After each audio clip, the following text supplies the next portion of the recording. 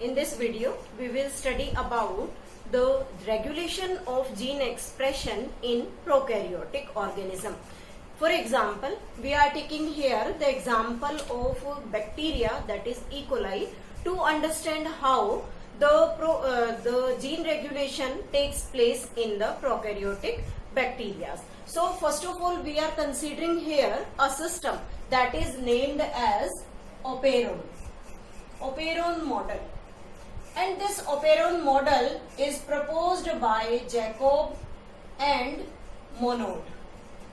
Jacob और Monod ने operon model को prokaryotic cell it means bacteria में डिस्कवर किया कि किसी भी स्पेसिफिक बैक्टीरिया में जीन रेगुलेशन किस तरीके से होता है. यहाँ जो हम ओपेरॉन कंसीडर कर रहे हैं, that operon model is inducible type. Last video में हमने डिस्कस किया था इंड्यूसिबल एंड रिप्रेसर या रिप्रेसिबल ओपेरॉन के बारे में. तो inducible operon is that in which the inducer act as the main medium to activate the processing inside the cell and also helps in regulation of gene expression. तो यहाँ हम इसे एक स्पेसिफिक ओपेरॉन के थ्रू समझेंगे. Operon क्या है actually? It is a segment of DNA. तो यहाँ जो हम कंसीडर कर रहे हैं, this one is known as the segment of DNA and this segment is known as operon. This segment of DNA consists of many things here. These things are, first is the structural genes. These structural genes are of 3 types. यहाँ हम देख रहे हैं कि इसके अंदर 3 structural genes हैं and structural gene is Z, Y and A. 3 type के structural gene present हैं, Z, Y and A.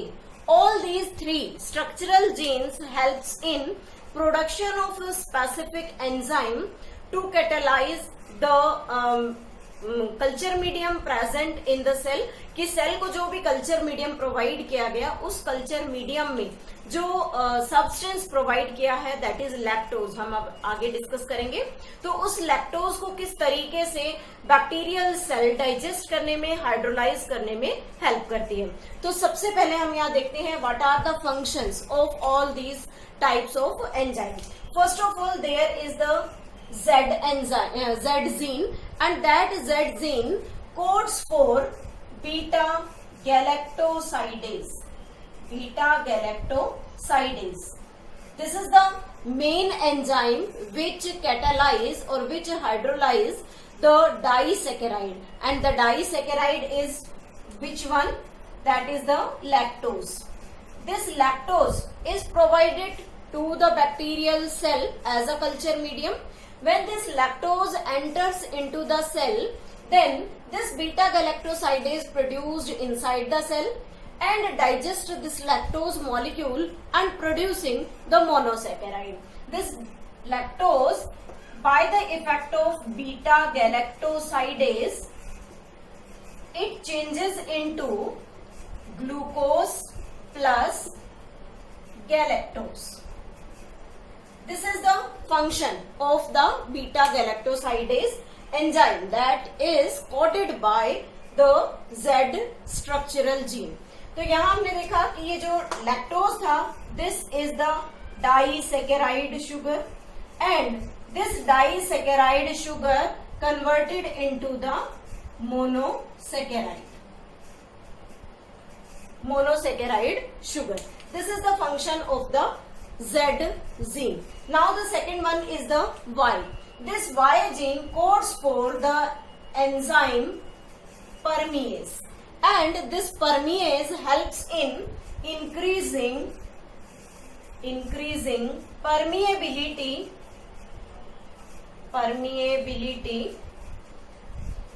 of cell to take lactose. Means जब हम बात कर रहे हैं कि सेल को लैक्टोज एक न्यूट्रिटिव मीडियम की तरह प्रोवाइड किया गया, तो उस केस में लैक्टोज का सेल के अंदर जाना नेसेसरी है, और उस सेल के अंदर ले जाने में कौन हेल्प करेगा? The enzyme permease. जैसे ही Y जीन जो है वो फंक्शनल होगा, that release the permease enzyme, or we can say it helps in the formation of permease. This permease increase the permeability of the cell to take the lactose sugar from the culture medium to the cell, inside the cell, और उसकी permeability को increase करेगा. After that, जब permeability increase होगी, lactose cell में move करेगी, then beta galactosidase will act on this lactose and it will digest the glucose, lactose into the glucose and galactose. Third is this one Y, and third one is the A gene, and this A gene codes for the trans-acetylase, and this trans-acetylase helps in transfer of acetyl group to beta galactosidase, ताकि beta galactosidase complete efficiency के साथ अपना function perform करे. So this is all about the different types of structural genes present in this operon model. Now the next thing there is present, second one, this one is O. O letter we can see in this operon, and this O stands for operator. This operator communicates with repressor protein and prevent transcription. अभी हम इसी segment में आगे देखेंगे कि किस तरीके से ये ऑपरेटर जीन रिप्रेसर प्रोटीन के साथ कंबाइन करेगा and it affects the transcription of these structural gene, कि किस कंडीशन में ये ट्रांसक्रिप्शन को अफेक्ट करेगा, मीन्स उसे फॉरवर्ड करने में हेल्प करेगा, उसे ट्रांसक्रिप्शन में हेल्प करेगा, and in which condition it will stop the activities of all these structural genes. Now the third one is, there we can say this P site, and this P stands for promoter gene. All are genes here, and this promoter gene helps in attachment of RNA polymerase enzyme. जैसे ही RNA polymerase enzyme इस promoter site को attach करेगा, then this operator site will work with the help of the repressor protein in case of the switch on situation, and all these structural gene will form its specific transcript. After that they will undergo the translation process to release the specific type of enzyme. So this is about the three structures. Now the fourth one, this one is the I, and this I stands for the repressor. I stands for repressor, not inhibitor. ये याद रखना कि I का मतलब यहाँ repressor protein से है, not inhibitor. तो रिप्रेसर प्रोटीन क्या करता है? Again it will communicate with this operator molecule and helps in the functions of these structural genes here. So this is about the basic description of the operon and what types of the genes are present here. Now we will discuss about the processing in two conditions. One is the switch on and one is the switch off situation. Now what about its working, कि किस तरीके से ये operon work करेगा. तो सबसे पहले हम यहाँ बात करते हैं दिस आइजीन, जैसा हमने अभी पहले बात की थी, दिस इज द रिप्रेसर. तो ये रिप्रेसर मॉलिक्यूल क्या करता है? First of all this I gene will produce a mRNA. We can say it repressor mRNA, and this repressor mRNA undergo translation and produce a specific repressor protein. This is the structure. We are taking here just a specific shape to understand the process how this switch on and switch off. तो ये जो molecule यहाँ बना, this is the repressor molecule. Repressor molecule, or this repressor molecule by nature it is a protein. Why? Because first of all this is the part of DNA, and then this part of the DNA will produce mRNA by the transcription, and then mRNA undergo the translation and produce a specific type of protein. Here we are naming it as a repressor protein. Now in this condition there is present the shape that is inducer binding site. Inducer binding site means कोई specific inducer जो bacterial cell के culture में present है, वो inducer इस site पर bind करेगा. But अभी हम जिस सिस्टम के बारे में बात कर रहे हैं, there is no inducer. Means जिस बैक्टीरिया को हम डिस्कस कर रहे हैं, दैट इज ई कोलाई, तो उस बैक्टीरिया को जिस कल्चर में रखा है उस कल्चर में अभी कोई लैक्टोज या कोई भी इंड्यूसर प्रोवाइड नहीं किया गया है. तो जब तक इसे इंड्यूसर प्रोवाइड नहीं करेंगे तब तक ये प्रॉपर जो डीएनए या ओपेरॉन मॉडल है it will not perform its function. तो उस केस में ये जो इंड्यूसर बाइंडिंग साइट है इट विल रिमेन एम्प्टी, ये खाली रहेगी. और रिजल्ट क्या होगा? This repressor molecule will bind to this operator. Now this repressor bind to operator, bind to operator. But when it binds to operator, then what is the shape of its conformation? कि यहाँ जब inducer नहीं होगा तो इस repressor की जो shape है वो बिल्कुल जो ऑपरेटर के अंदर जो की बनी हुई है बिल्कुल उसके जैसी होगी. तो क्या होगा कि जैसे ही ये रिप्रेसर यहाँ पर जाएगा इसके साथ अटैच होगा, और जैसे ही इसका अटैचमेंट बढ़ेगा, अटैचमेंट के साथ ही ये क्या करेगा? ट्रांसक्रिप्शन को प्रिवेंट कर देगा, जैसा कि हमने ऑपरेटर के स्ट्रक्चरल फंक्शंस के बारे में डिस्कस किया था. Repressor bind to operator and switch off the mechanism, switch off the mechanism due to which transcription prevented. Transcription prevented. How the transcription prevented here? Because the RNA polymerase cannot bind. Polymerase cannot bind to promoter site. Promoter site पर RNA polymerase act नहीं करेगा, और without RNA polymerase mRNA की formation possible नहीं है. तो इसलिए यहाँ जो मैकेनिज्म बना उस मैकेनिज्म को हम क्या कह सकते हैं? Switch off mechanism. Why it is known as the switch off mechanism? Because inducer is absent here. Inducer absent. And in this concept जब इंड्यूसर एब्सेंट है means lactose is not provided to the bacteria in the medium, then what will happen? The repressor protein binds to the operator and make the operator repressor complex, due to which the RNA polymerase will not bind to promoter and it prevent the transcription. So that what will happen? These structural gene will not produce any transcript or any messenger RNA, due to which translation will not be proceeded and any type of enzyme cannot be produced here. So this is the switch off mechanism. और यहाँ जो हम basic detail लेकर चल रहे हैं that is about the inducible operon, और उस inducible operon में जो स्पेसिफिक मॉलिक्यूल है inducer, that inducer is lactose, जो हम ई कोलाई को उसके स्ट्रक्चर में उसके कल्चर मीडियम के अंदर एज अ न्यूट्रिशन उसे प्रोवाइड करेंगे. तो this is all about the switch off mechanism, जिसमें हम इंड्यूसर को एब्सेंट कर रहे हैं और इंड्यूसर बाइंडिंग साइट पर वो अटैच नहीं है. Next we are taking the switch on mechanism. Switch on.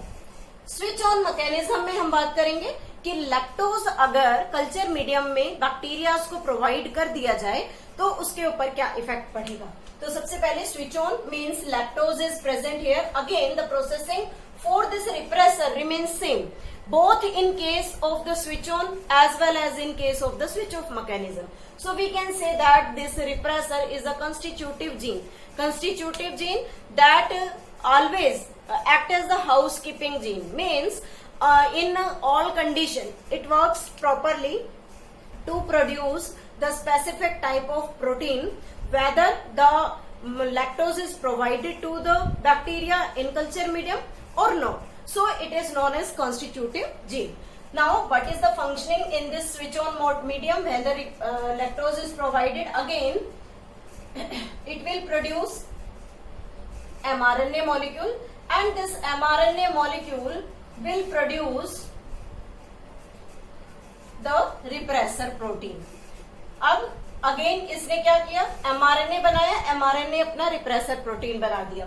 Then अब हम यहाँ फर्दर डिस्कस करेंगे कि इस रिप्रेसर प्रोटीन की शेप अगेन वैसे ही है जैसे कि ऑपरेटर मॉलिक्यूल के अंदर बनी हुई है, लेकिन यहाँ एक हम डिफरेंट चेंज क्या शो कर रहे हैं कि यहाँ हम इसे लैक्टोज प्रोवाइड करेंगे. मींस अब हमने कल्चर मीडियम में लैक्टोज डाल दिया, और लैक्टोज हमारा यहाँ पर क्या है, इंड्यूसर है.